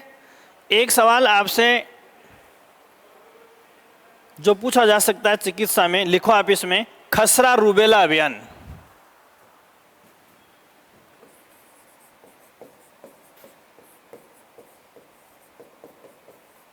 खसरा रूबेला अभियान। केवल सेलेक्टेड सवाल बता रहा हूं, बाकी कचरा पट्टी आपको पढ़ने की जरूरत नहीं है। खसरा रूबेला अभियान। देखो, पहली बात तो ये एक सिंड्रोम है। खसरा रूबेला जो बीमारी है, ये क्या है? सिंड्रोम है। सिंड्रोम जानते हो क्या है? सिंड्रोम का मतलब जानते हो क्या? जैसे एड्स का पूरा नाम एक्वायर्ड एमिनो डिफिशियंसी सिंड्रोम है, तो इसमें इस सिंड्रोम का मतलब क्या है? इस शब्द का मीनिंग जानते हो क्या? क्या होता है? क्या है? पुंज होता है, कॉम्प्लेक्स होता है। It is not single symptom, it is not single disease. या syndrome means not single thing. Syndrome का मतलब एक कॉम्प्लेक्स होता है। जैसे एड्स है, तो एड्स के आगे सिंड्रोम क्यों लगा है? तो एड्स कोई बीमारी नहीं है, बीमारियों का पुंज है। बुखार चढ़ गई, नहीं उतरेगी। चोट से घाव हो गया, नहीं उतरेगा। समझ में आ गई बात? मतलब किसी भी बीमारी के लिए आपको इम्यून सिस्टम सपोर्ट नहीं करेगा। जैसे व्यक्तित्व क्या है? एक सिंड्रोम है। पर्सनैलिटी क्या है? एक सिंड्रोम है। व्यक्तित्व किसी एक विशेषता का नाम नहीं है, विशेषताओं का एक पुंज। सिंड्रोम शब्द का मीनिंग समझिए, तो ये एक सिंड्रोम डिजीज है, पहली बात तो। ठीक है ना? तो इसके ऊपर लिख लो, सिंड्रोम शब्द लिख लो। अब ज्यादा महाभारत लिखने की जरूरत नहीं। सिंड्रोम मीनिंग समझ में आ गया ना? अब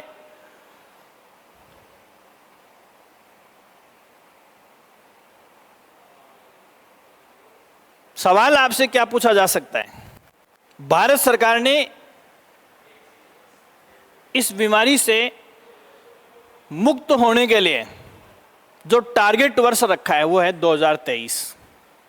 तो इस बीमारी से पूरे देश को मुक्त करने का, तो इसमें लिखो भारत सरकार का इस बीमारी हेतु उन्मूलन लक्ष्य है।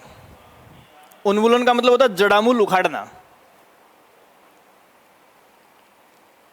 उन्मूलन लक्ष्य है। देश के क्या लिखोगे? 2023। मतलब इस बीमारी को पूर्णतया उखाड़ फेंकेंगे। किस वर्ष तक टारगेट रखा है? अब दूसरी बात, सभी राज्यों को इसके लिए टास्क दिया गया है। इस टास्क को पूरा करने के लिए राजस्थान सरकार क्या कर रही है? तो राजस्थान सरकार इसके लिए खसरा रूबेला अभियान चला रही है। हर सरकार, राज्य की सरकार चला रही है। तो ये कोई बड़ी बात नहीं, नाम से पता चल रहा है। तो इंपॉर्टेंट क्या बचा? सिर्फ डेट। तो इसमें लिखो राज्य में 22 जुलाई 2019 से 22 जुलाई 2019 से खसरा रूबेला अभियान चल रहा है। खसरा रूबेला अभियान चल रहा है।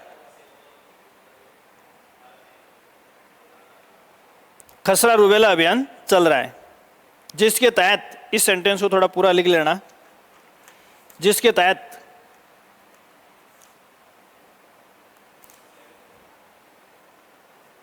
जिसके तहत 9 माह से 15 साल तक के बच्चों का टीकाकरण किया जाता है। 9 माह से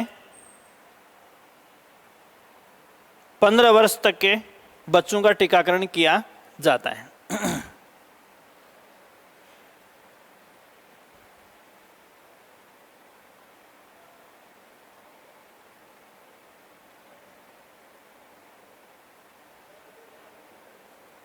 ठीक है? 15 साल के बाद वालों को खसरा नहीं होता क्या? तो उनके लिए तो दवाई दूसरी आती है, हैं?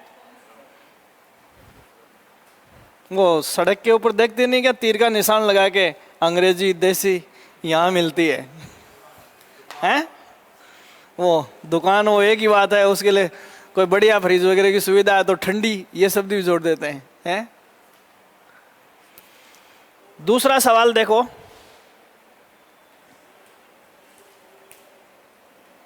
एक शब्द लिखो आप इसमें, 4Ds। ये 4 कैपिटल डीज। स्वास्थ्य में लिखाना हूं 4Ds। का संबंध है चिकित्सा से? पहला सवाल, बहुत ही छोटा सवाल जिसमें भाषा यूज नहीं की जाती है, वो बहुत दिक्कत करता है, लेकिन उसका उत्तर बहुत आसान होता है। 4Ds का संबंध किससे है? चिकित्सा से। ठीक है, अब देखो जितने भी आंगनवाड़ी केंद्र और जितने भी सरकारी विद्यालय और जितने भी मदरसे, ध्यान देना, क्या क्या बताया? आंगनवाड़ी केंद्र, सरकारी स्कूल और मदरसे जो मॉडर्न शिक्षा के केंद्र होते हैं। तो इसके आगे पहला लिखो, आंगनवाड़ी केंद्रों, सरकारी स्कूलों और राजकीय मदरसों में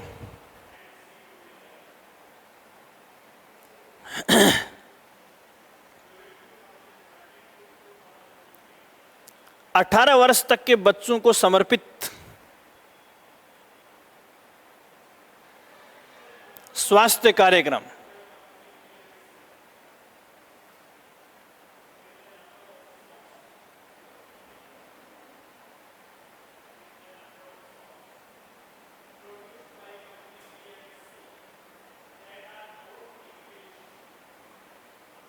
ठीक है। अब ये 4Ds क्या है? तो पहली बात तो वहां मतलब एक मोबाइल दल सेवा देगा, कोष्टक में लिख लो चाहे, मोबाइल चिकित्सा दल, इसमें कंपाउंडर डॉक्टर सब आएंगे। ठीक है ना? किसके लिए है? जो बाय बर्थ डिफेक्ट वाले बच्चे हैं, बाय बर्थ डिफेक्ट वाले बच्चों में 40 बीमारियों के नाम है, लिखने की जरूरत नहीं है। मोबाइल दल जो है 40 बीमारियों के लिए, या बच्चों में 18 साल तक के बच्चे जो है ना, इनमें मदरसे स्कूल वगैरह में इनमें सेवाएं देंगे।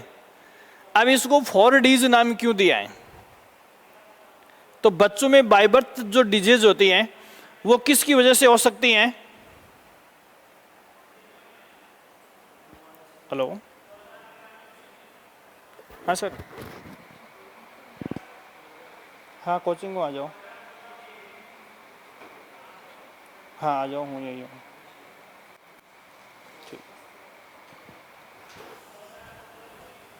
ठीक है, अब देखो ये 4Ds क्या है।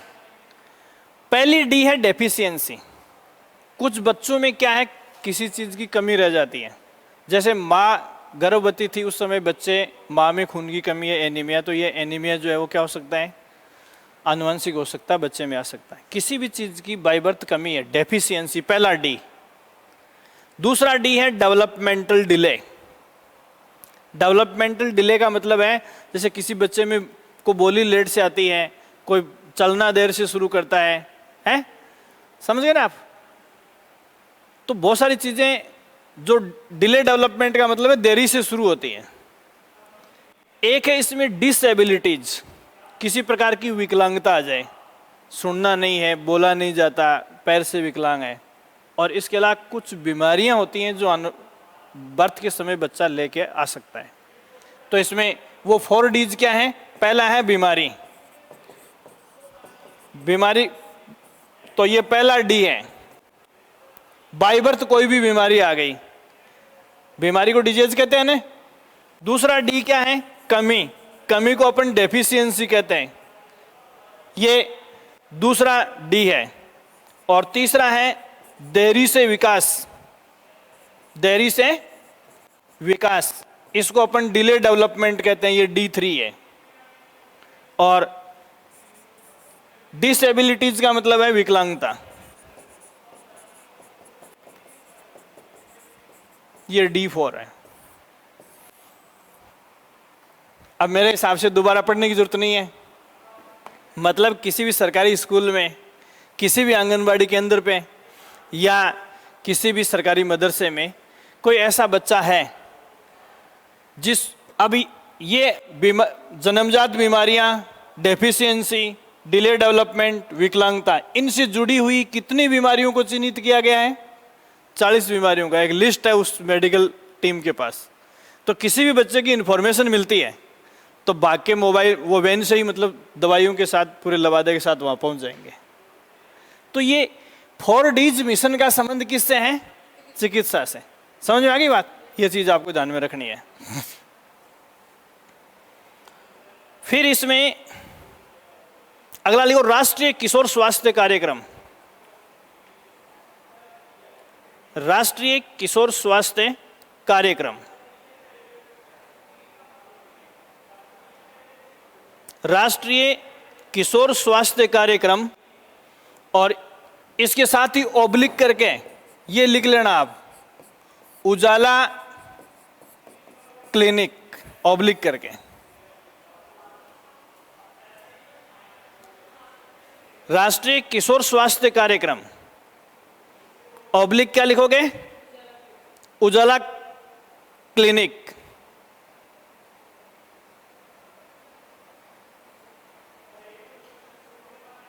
क्या है इसमें? देखो, किशोर अपने जिंदगी में साइकोलॉजी जिन लोगों ने, आप लोगों ने पढ़ी है, आदमी सबसे ज्यादा मल्टी डायमेंशनल किस में होता है? किशोरावस्था में है।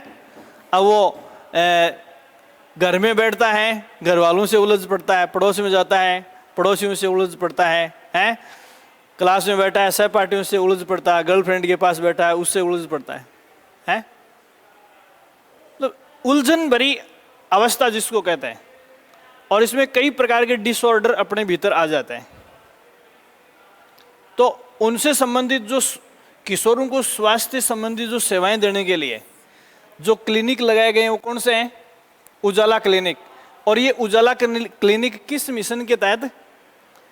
राष्ट्रीय किशोर स्वास्थ्य कार्यक्रम के तहत। ठीक है, तो आप इसमें पहला लिखोगे, मिशन का नाम लिख लिया, उजाला क्लिनिक लिख लिया। इस मिशन के तहत ये क्लिनिक लगाए जाते हैं। क्यों लगाए जाते हैं? तो आप इसमें लिखो, किशोरों के स्वास्थ्य में सुधार हेतु। किशोरों के स्वास्थ्य में सुधार हेतु।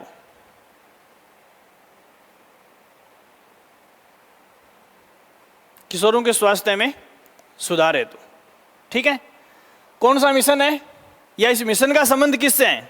तो ये आ गया। अब देखो, राष्ट्रीय किशोर स्वास्थ्य कार्यक्रम नाम देने की संभावना बहुत कम है, क्योंकि दोनों में, या तो ऑप्शन में दोनों में एक जैसी चीज नहीं रखें, तो सीधा लिखेंगे उजाला क्लिनिक का संबंध है महिलाओं से, है किशोरों से। समझ गए आप? या और कोई ऑप्शन दे दिया, विकलांग दे दिया, कोई और दे दिया है, या बीपीएल महिलाओं से, बीपीएल लोगों से, कोई भी ऑप्शन। तो इसमें आपको क्या देना है? किशोर। दूसरा सवाल इसमें देखो क्या है, ये चीजें जैसे बच्चे में बहुत ज्यादा डिसऑर्डर आ जाता है, तो वो उसको सामाजिक व्यवहार से इतना डेविएट या इतना विचलित कर देता है कि वो क्राइम की ओर रुख कर जाता है, अपराध की ओर रुख कर जाता है। और ऐसी संभावना, जैसे अपने यहाँ अपनी सोसाइटी में गार्जियन जो है पढ़े लिखे हैं, समझदार हैं, अपने जैसे शेखावाटी की अपन बात करें तो यहाँ ऐसी पॉसिबिलिटी कम है। ये दुष्प्रभाव राजस्थान के पिछड़े जिलों में ज़्यादा देखने को मिला है, जैसे डूंगरपुर, बांसवाड़ा, करौली, है ना। कई बार देखते हैं ना, करौली 2 साइन का तो आता है कि मतलब वो कल परसों 20 दिन पहले आया था कि एक लड़की से वो माता की पूजा कर रही थी और घर वालों को सबको छुरे से काट दिया है। क्या है ये? मतलब ये चीज़ें जिन डिस्ट्रिक्ट में होती हैं, उन 10 प्राथमिकता वाले जिलों को इस मिशन में सरकार ने छांटा है, तो आपको उनके नाम याद रखने की जरूरत नहीं है। तो आप इसमें लिखो, राज्य के 10 जिलों में संचालित उजाला क्लिनिक।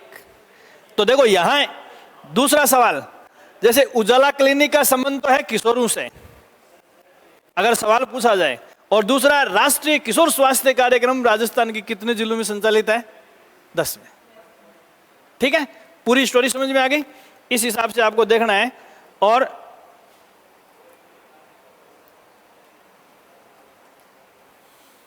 एक सवाल लिखो अब आप इसमें, राजस्थान में आयुष भारत, राजस्थान में आयुष्मान भारत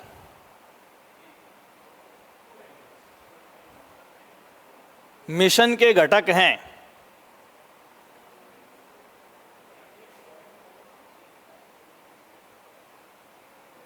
आयुष्मान भारत मिशन के घटक हैं, डैश करके नंबर 1, पर्सन को छोड़ दो, चाहे हेडिंग लिख लो, पहला लिखो आप इसमें प्रधानमंत्री जन आरोग्य योजना,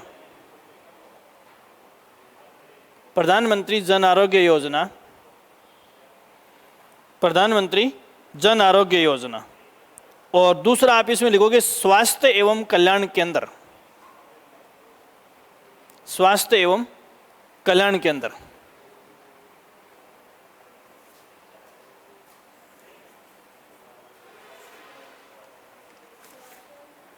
परिवार कल्याण केंद्र। इन दोनों काउंटर से इस मिशन और काउंटर के तहत जो सेवाएं दी जा रही हैं वो सारी आयुष्मान भारत के अभियान के तहत संचालित होती हैं। एक शब्द आप इसमें लिखोगे ई संजीवनी। अगला सवाल जो पूछ सकते हैं, ई संजीवनी क्या है? ई संजीवनी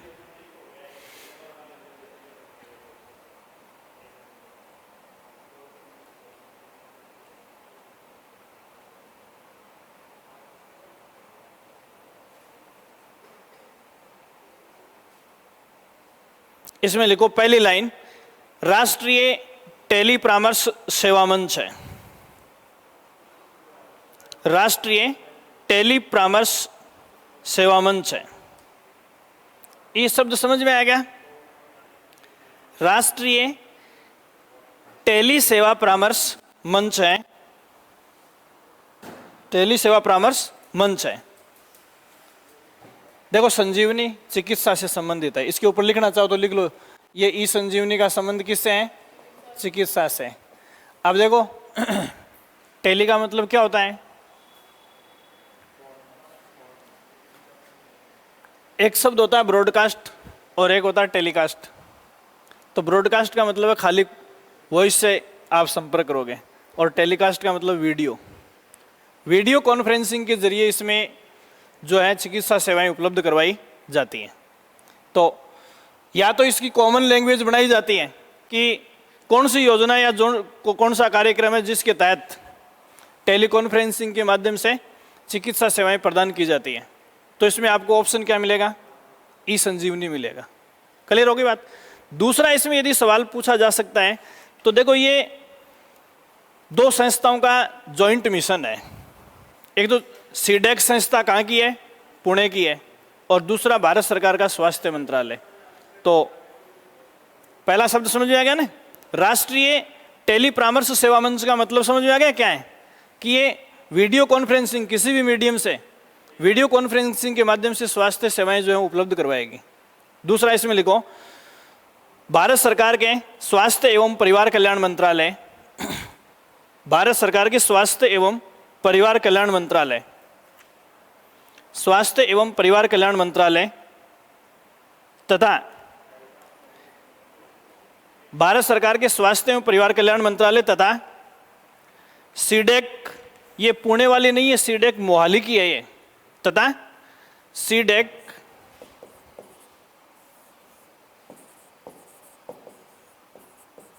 सीडेक मोहाली के सहयोग से संचालित,